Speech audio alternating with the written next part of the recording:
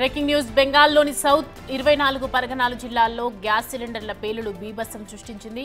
Crackers నిల్వ ఉంచిన ఓ ఇంట్లో ప్రమాదం జరిగినట్లు చెబుతున్నారు. 4 చిన్నారులు 2 మహిళలు సహా 7 మృతి చెందారు. మరో మహిళకు తీవ్ర గాయాలయ్యాయి. ఆమె పరిస్థితి విషమంగా ఉన్నట్లు డాక్టర్లు ప్రకటించారు.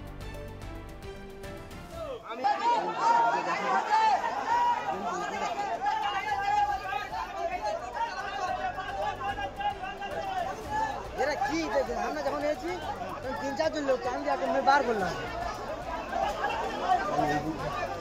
পারে ফোন করতে সব শেষ হয়ে গেল।